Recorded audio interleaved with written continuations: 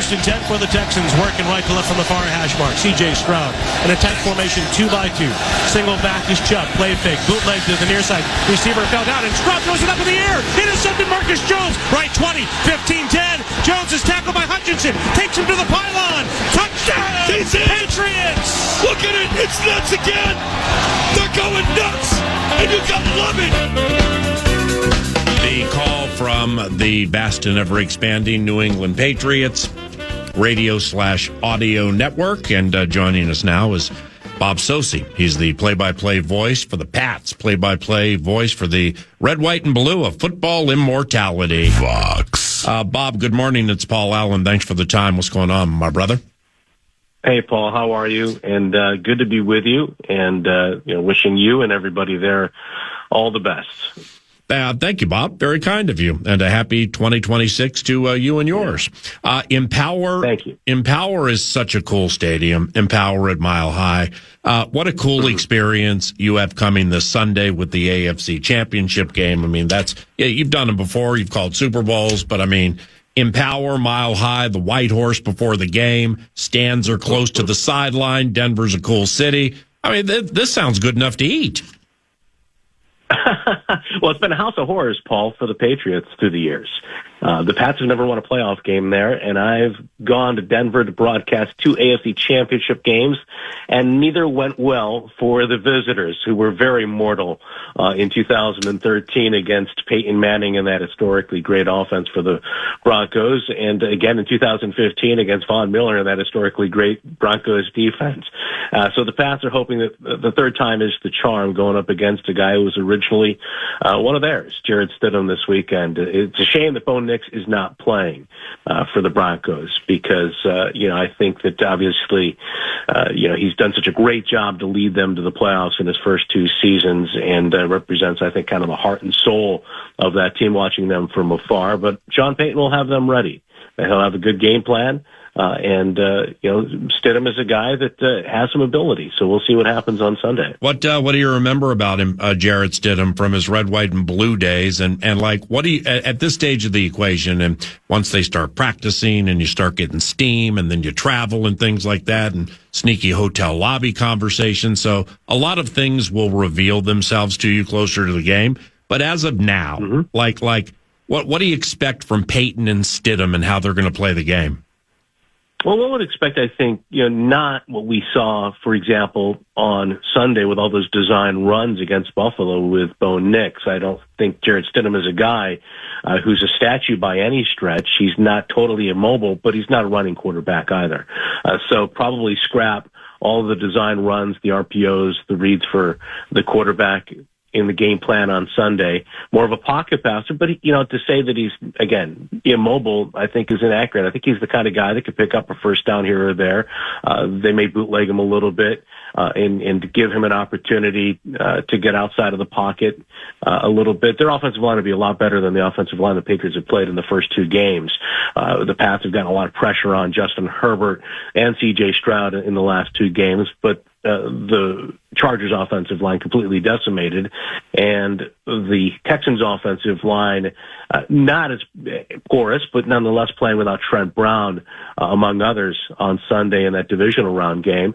But nonetheless, I would think that Sean Payton's going to want to have Jarrett Stidham on the move a little bit, but for the most part, try to get that running game going. And the Pats have been very good against the run when they've had Milton Williams and Robert Spillane out there. Neither of the first 2 teams they've played in the playoffs have been able to run the ball at all. No semblance of a running game from the Chargers, but I would think in this one, they're going to try to establish some kind of a running game to help out Stidham and try to keep it tight in the elements there. And when I say the elements, the noise, the altitude for the Broncos at home, it's such a tough place to play when they're going well. As your division goes, the AFC East, were you in any way surprised Sean McDermott was fired?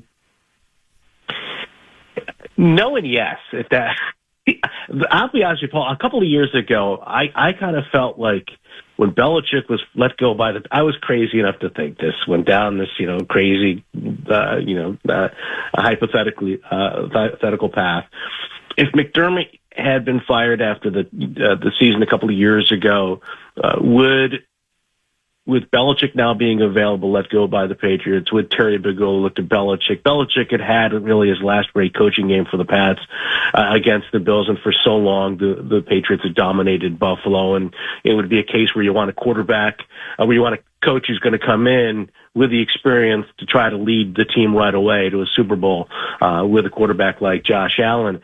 But I really feel like in the last 2 years, especially this season, I think Sean McDermott did one of his best jobs as the head coach of the Bills this year, because I did not think that roster was very good overall. I think that, obviously they have a great quarterback and a good offensive line and a very good running back.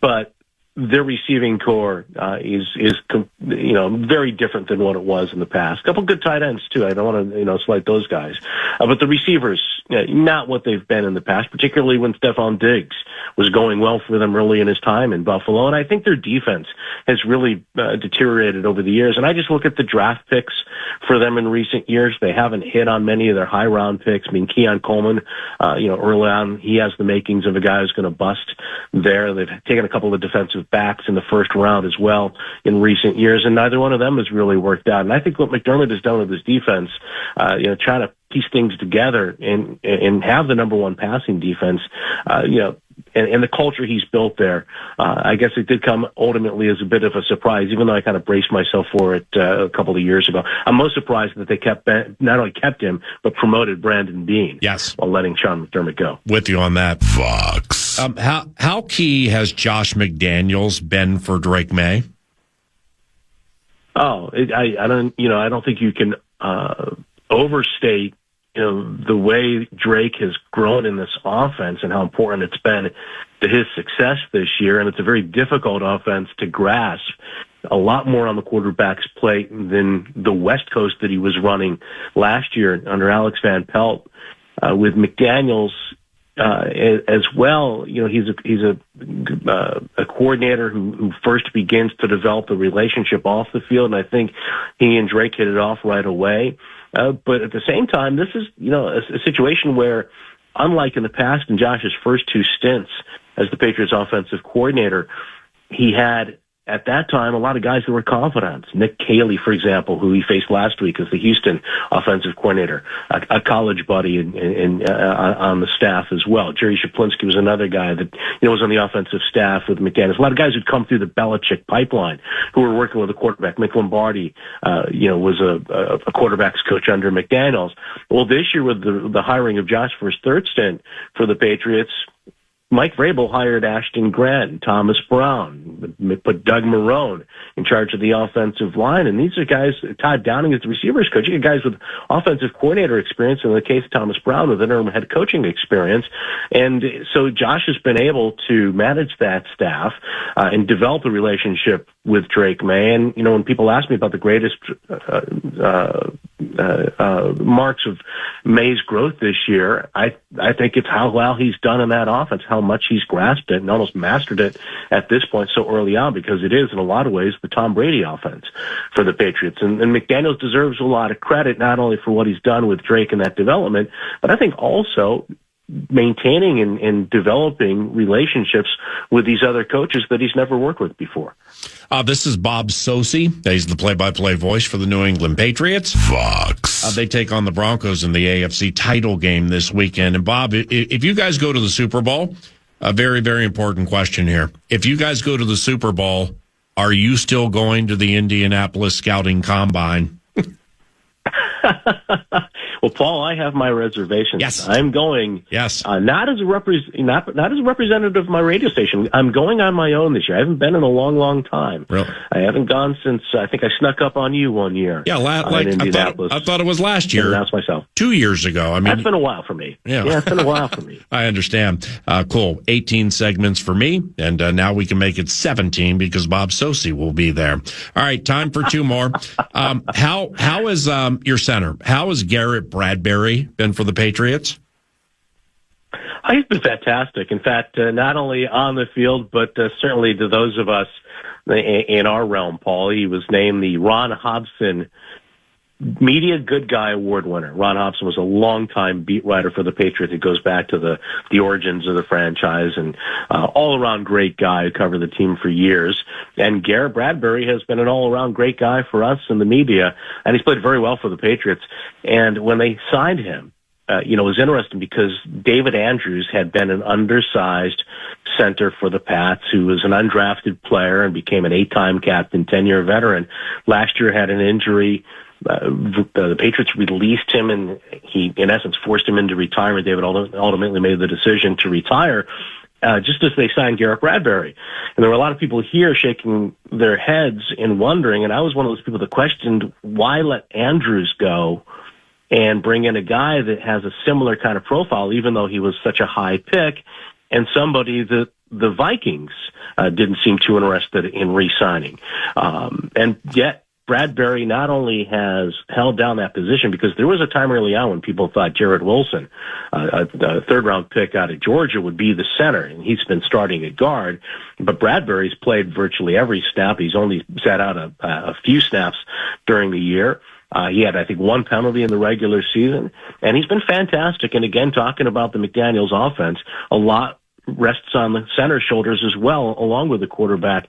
And I think Garrett has really helped Drake set protections and identify defenses. And he's given him a lot of insights, too, from his time in Minnesota, particularly around Kirk Cousins. All righty. Now, lastly, when we got together on the exclusive Vikings Radio Network perch overlooking 5 perfectly manicured practice fields at Twin Cities Orthopedics Performance Center for the joint practices last August, there he was. There was Milton Williams, and he got all the money, and he's coming off the Super Bowl win. He's kind of a part-time guy. We're talking about him. I'd never really looked at him in person. I'm like, holy cow, this is a creature here. So at the end of the equation, has Milton Williams, well, close to the end, has Milton Williams been worth every penny? Every penny. Wow. Even though he missed some time. When you look at, for example, I mentioned the run defense.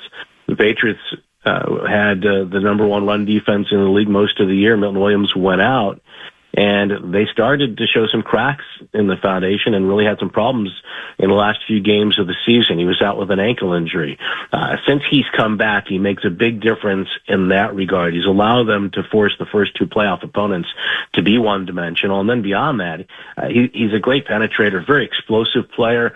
All the questions about Williams coming into the Patriots, I think, at least locally, were, can this guy who was in that defensive line and that great rotation the Eagles had, required to play about half the snaps, a little bit less, can he be the same kind of player for the Patriots that he was for Philadelphia, now without some of those guys around, and Cox and Graham and some of those other very good defensive players who flanked him in the past. And he's been exceptional, and he's been able to essentially double his snap count. And again, he's had a real impact on the field, as I've tried to describe. But Paul, it's worth mentioning too, he's been a very, very vocal, and I think by example as well, a very important leader for that team off the field. There's a great camaraderie about this team. They talk about it to a man about how close they are. And Milton Williams again coming in off the Super Bowl, big free agent contract. A guy came in with the attitude of somebody with something to prove, and not only to prove to his coaches, but to prove to his teammates, and he's done that. Bob, you are fantastic. Call a good one. Scott by your side this weekend, and we'll catch up soon, all right?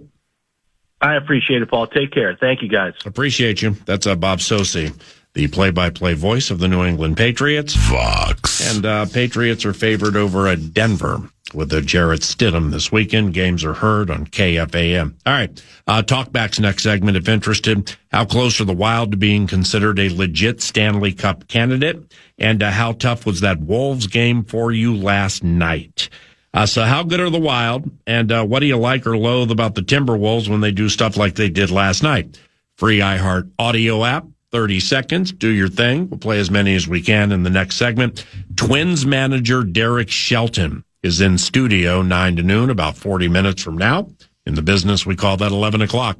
Derek Shelton here in studio with us 40 minutes from now. Here comes the con with the cash thing. Yeah, the fan wants to give you a shot at some bonus bucks, national cash contest style. So go to KFAN.com, enter the keyword happy, and you might win some money. You'd be happy if you enter the keyword happy in at KFAN.com. Get those bonus. Man.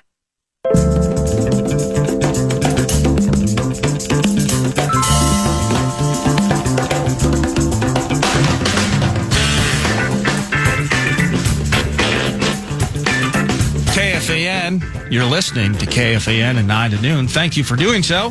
KFAN welcomes some great shows to the Mystic Lake Amphitheater.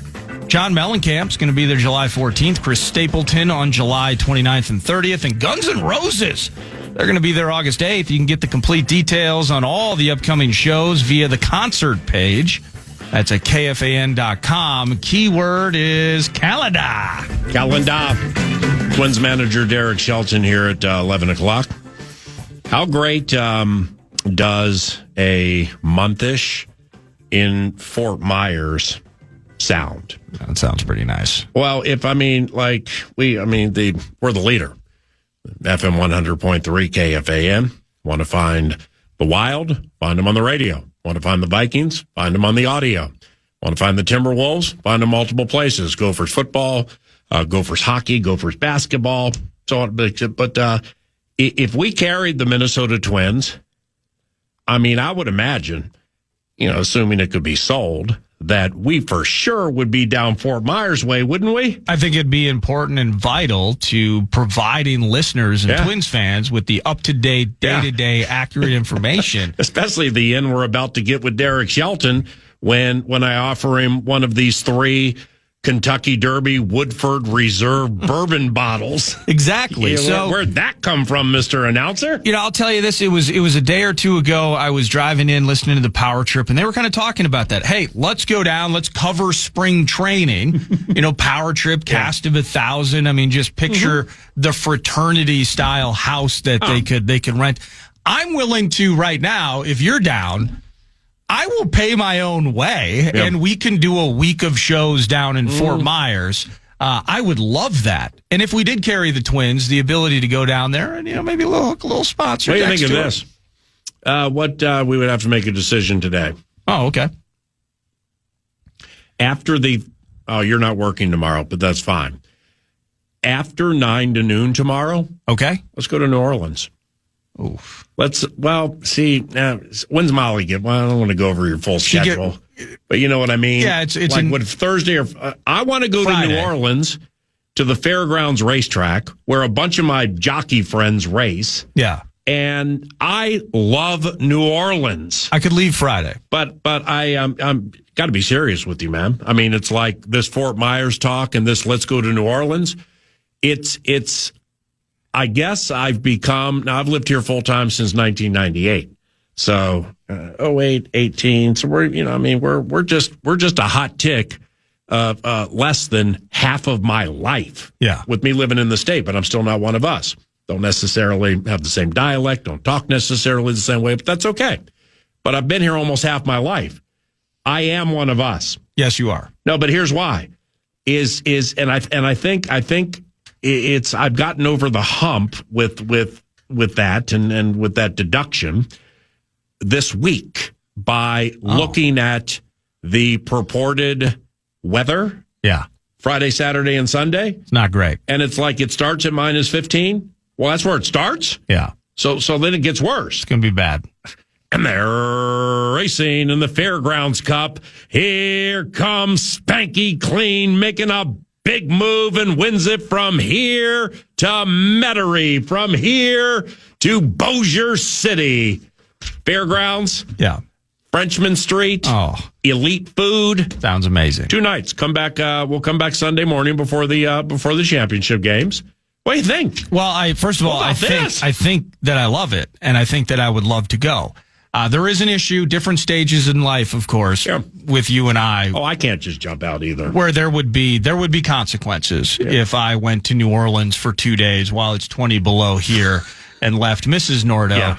Because Ava and Stella just can't go out and play. Yeah, it's not go out and sled or do anything like that. It's then we got the baby situation. If she was stuck in captivity and I'm sending pictures of, hey, you wouldn't believe who I saw in this hotel bar a block off of Bourbon. The lady from Ipanema at the Carousel Bar at Hotel Monteleone. Oh, my goodness. I'm telling you, the man. piano playing, the go. jazz, the artists. Hannah's the cutest, best fat baby ever. Put some ham and peas in front of her. She'll sit there for 2, 3, 4 hours eating that food, and you'll be fine. I mean, that gal we saw at Saints preseason game, she's probably, just on the grind of life. What, the voodoo lady? Yeah. Well, no, not her. Cleaning floors by day and the most beautiful voice that would put her in the finals of any of whatever those reality shows are. By night, beautiful dress, captivating that hotel bar we were sitting in. That's all time. And that's all over the freaking place down there. All over the place. My wife would be very unhappy. Yeah, I understand. And it is awfully short notice. But I love the idea. Talkbacks, please. Twins manager Derek Shelton here at 11 o'clock. Excited about that. Yours truly happens to be really loving these wild games. Hey, a shocker. Paul Allen's excited about a sporting event. All right. Well, I'm not all. Paul Allen is not always as excited about certain things as I have become with the squad since I really started deep diving it, like watching every shift. Yeah. Quinn Hughes makes it fun when a bunch of the good guys are down. And this is revelatory to yours truly, and I would imagine Nordo.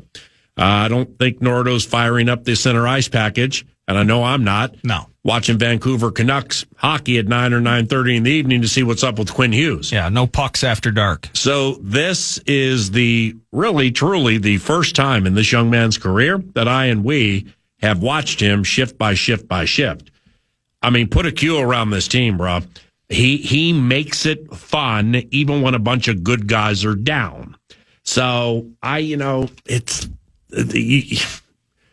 you definitely are going to need to rummage through whatever part of your home through which you need to rummage to find the salmon shorts. Because Vox in the box at Tria, it's going to happen. Yeah. But so the postseason, when's the postseason begin? April? Feels like late April, Let's go late April.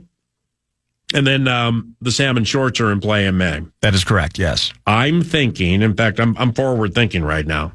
Kevin Gorg, one of the analysts at Canterbury Park, I'm beginning to think that may have job-related conflicts with the Wild in Canterbury late May. I always love that one.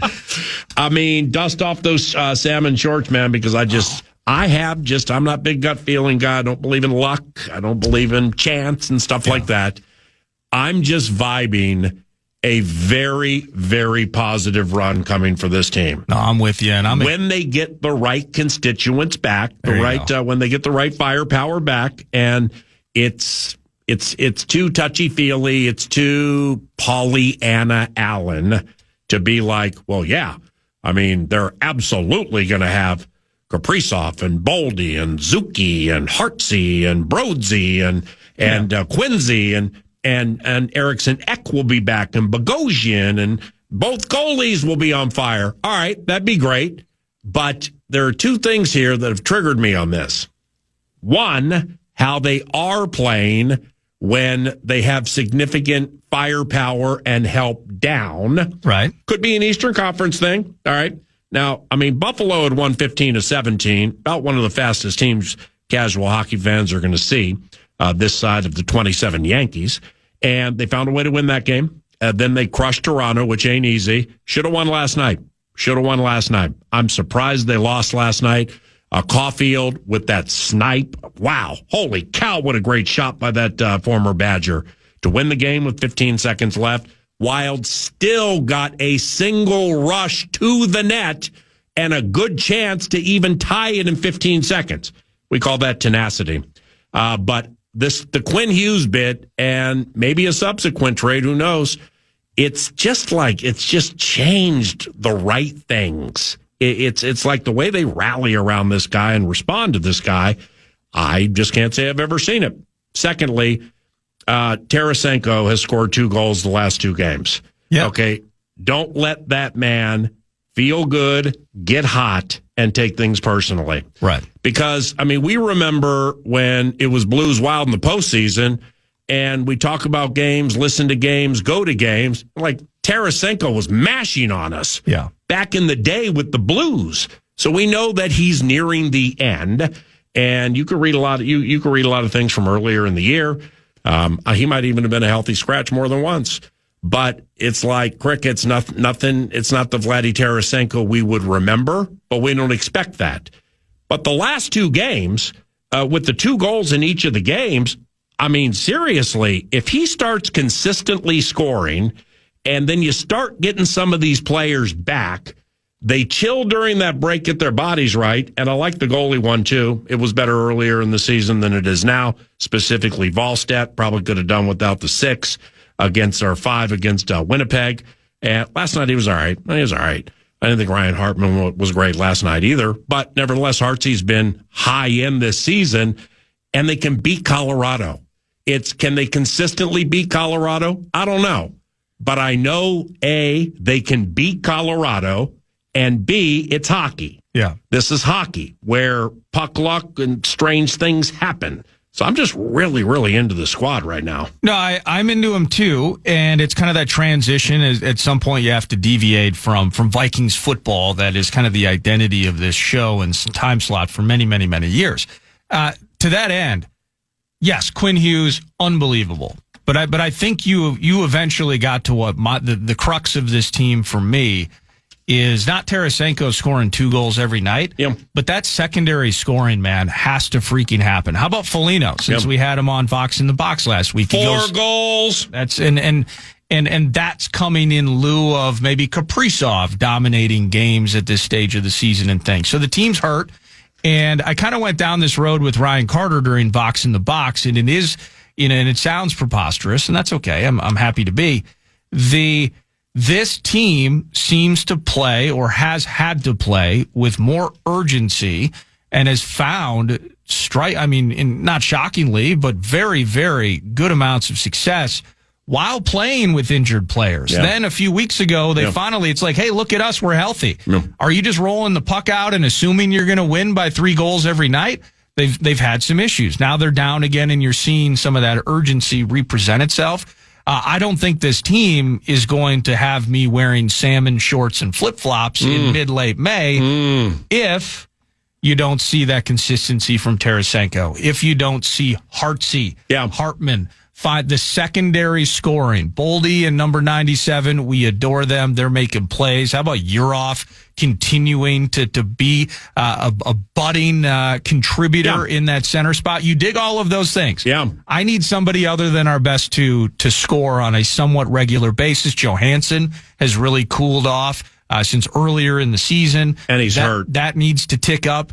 And so things like that. Zuki, the guys. We need that secondary scoring in combination with what you hit on, which I don't think Billy G's done adding to this team, which could be kind of fun. Exciting. But guys other than Kaprizov and Boldy scoring, and then just kind of the Quinn Hughes, the Fabers, that defensive, those stalwarts back there are going to kind of level things out and guide us. I just, I was thinking about this last night. Like, where are they going to slide Artemi Panarin in? There we go, Paul! I mean, like, with whom is he going to play? Because Kaprizov and Zuki are so good together. That's tough. But Artemi Panarin, I mean, he is on fire right now. Well, why is he on fire? Because he wants to leave his current team. There we go, Paul! He'd be nice to, probably slot, ham and eggs, third liner. Yeah. Put him with Moose.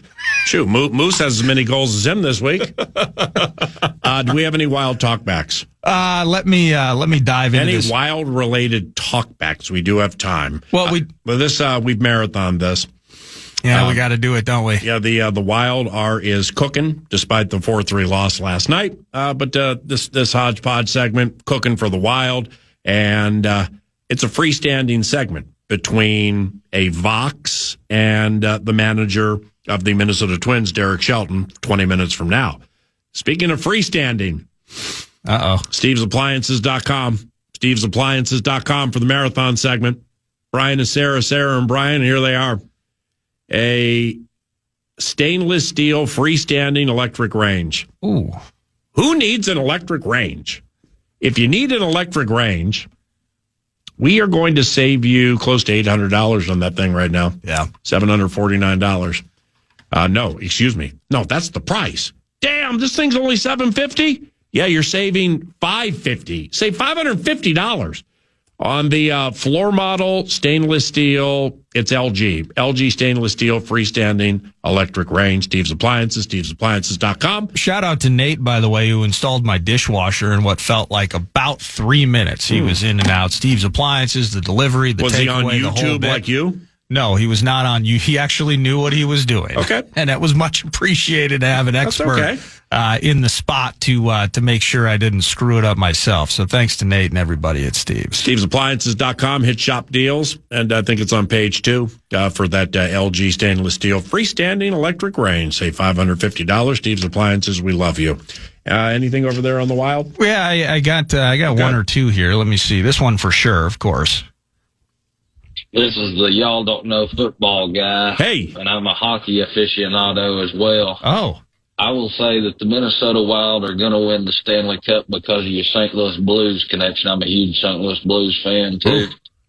And you got Big Daddy Vladdy, and you got Bill Guerin, who used to play for the Blues. He's a general manager. So okay. I think some of that winning down there in St. Louis is going to rub off on y'all.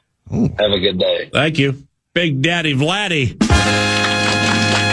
Go for some St. Louis style ribs right now. Y'all don't know football. Y'all don't know. How about y'all don't know football guy? If you want to do me a favor, send a talk back in. I'm not going to air it on the radio, but if you could hit us with y'all don't know hockey, y'all don't know baseball, love it. Y'all don't know basketball, y'all don't know women's soccer. Please do. If you can hit us with all those, so I can get those on the button bar, that would be appreciated. How about Joe the mailman? Hey, PA Nordo, it's Joe the Mailman here. Hey. Checking in on the Wild, man. You know, they're going through a little bit of a lull, some ups and downs, but I think they show they're for sure an elite team now. They're dealing with some injuries heading into this Olympic break, but I think coming out of that, Billy G makes one more big move to bolster the roster. Let's go. And we're going to get her going, baby. Get out of the first round. Go Wild.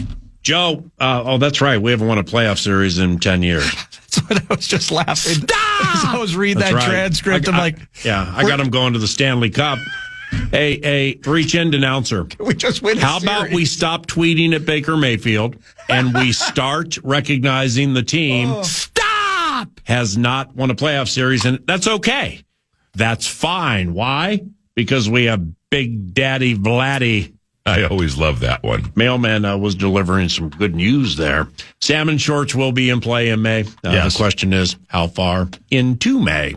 By the way, John Hines, coach of the Minnesota Wild, joins 9 to noon tomorrow right out of the gate at 9 a.m. Hinesy at 9. Back after the...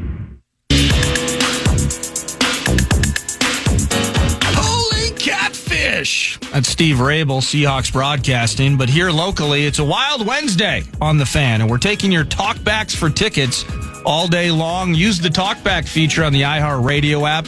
Tell us who on the Wild is due for a breakout game. Well, that's not fair. If we had done Talkback Tuesday, one of you would have said Vladimir Tarasenko. Big Daddy Vladdy. So it's a day late, but not $1 short, because your talkbacks today might be getting you some Wild and Red Wings tickets for the game tomorrow at Grand Casino Arena. So talkbacks, who's due for a big breakout game on a Wild Wednesday? You let us know.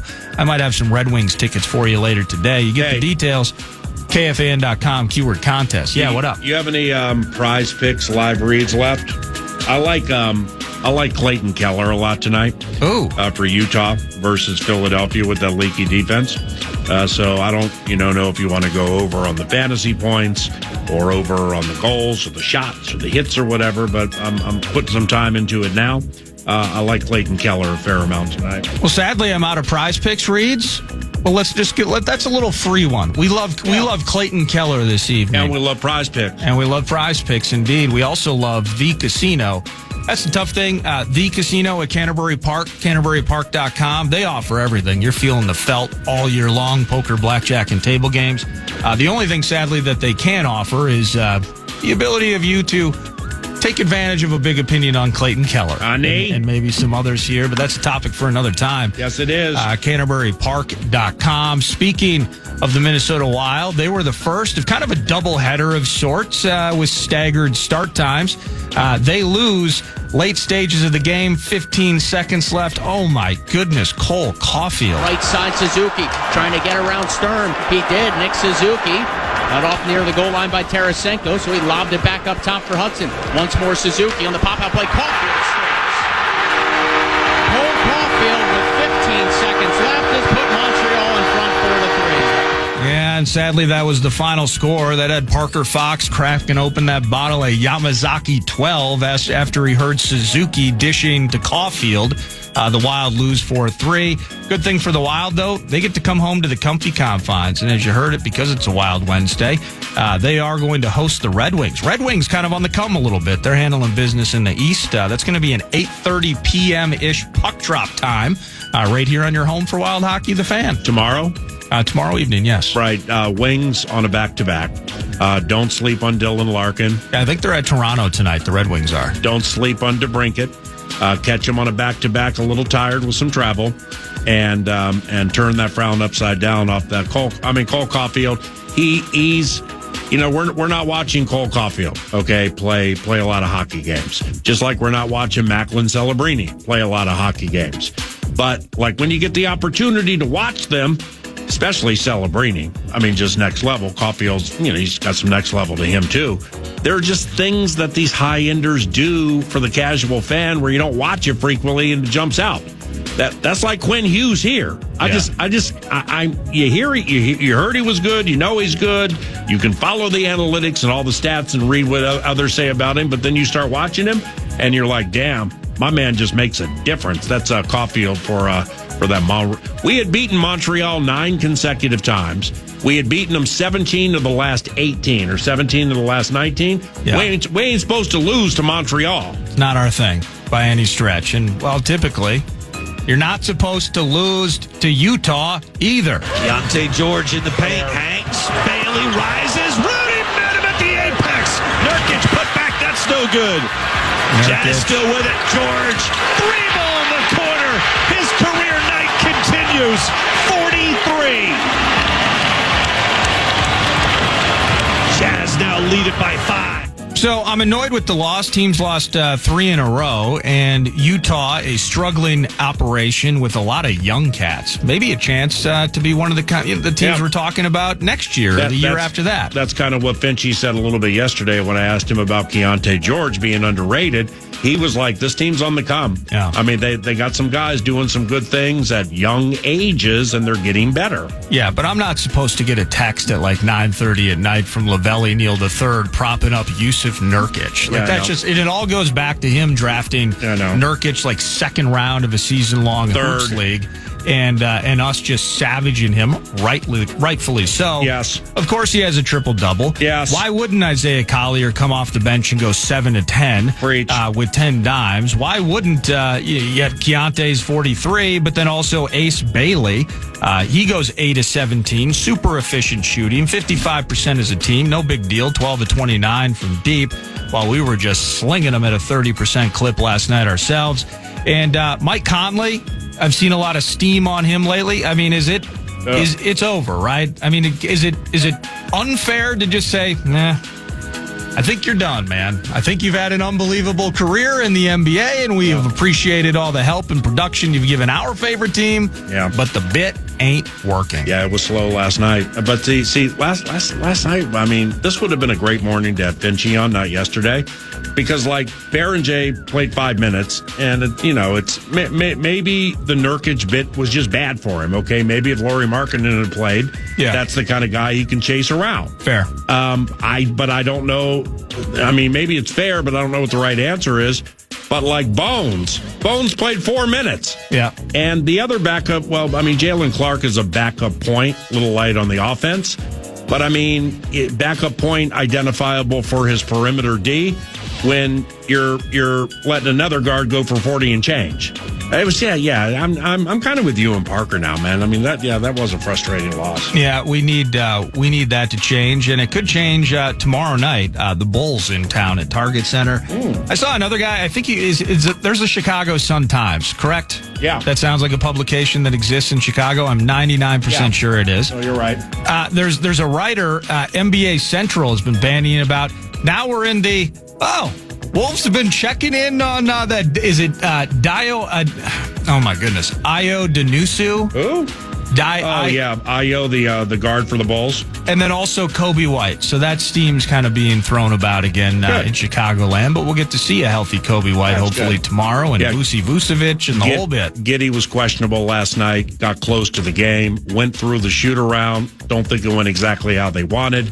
So the Aussie is sitting on a return. Feels like it'll be tomorrow night. Feels like, you want to talk about triple doubles when Giddey gets the thing going. Last thing for you, we talked about it a bit earlier.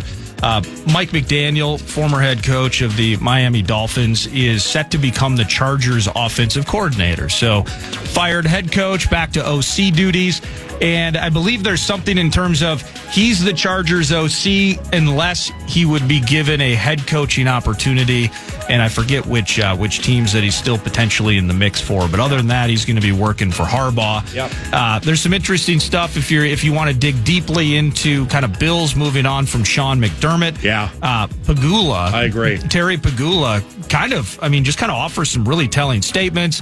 Talks about feeling like they had hit a playoff wall. They're also kind of playing hot potato with who decided to select Keon Coleman in the draft a couple years ago. Yes. There's a little bit of negativity. If I'm Keon Coleman right now, I don't want to be on that team anymore. I mean, because... But do they even want him? It might be a mutual thing. That's fine. And there probably have been problems behind the scenes. You know, like... he's been a healthy scratch. He's missed meetings. It's been kind of drama-filled for him. Right, but it's unique, and people are going to dig it because it's somebody getting taken deep. But it's just my experience over the years. Owners of teams don't take players or staff deep the way that owner did yesterday, when he was like, that draft pick was completely on the coaches. Brandon Beane, who used to be the GM, coaches out. GM gets elevated to like president of football operations. Yeah. Big time pay raise, big time promotion. That's great. Hey, maybe you earned it, maybe you didn't. Well, how about this, though? But then when you're asked about Keon Coleman, the guy who just left and can't respond for himself. Right. You say it was their fault. Yeah.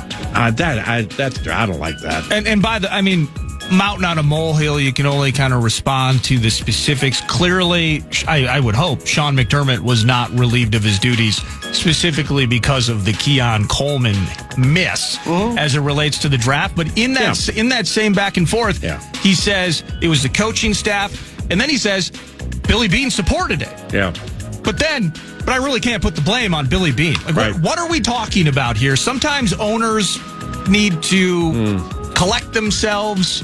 And maybe because you have on one end of the spectrum, Bisciotti, who had a very fantastic, telling, open, but respectful That's what I heard. press opportunity. Yeah. And then you got Pagula just daggering the guy as he's still clean. He's probably on site cleaning out his office. And they're just killing him. It was crazy. I saw something on social media within the last hour, but I didn't listen to it, and it has audio.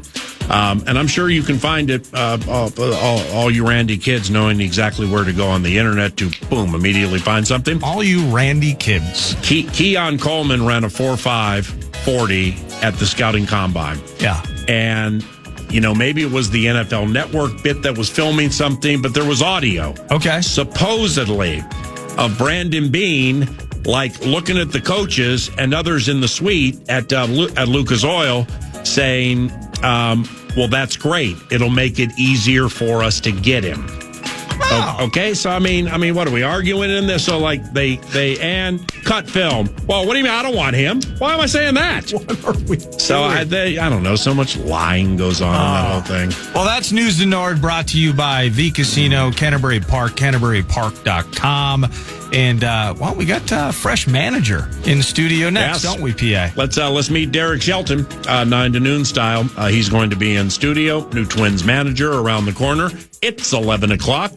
You're listening to The Love Covenant at FM 100.3 KFAN.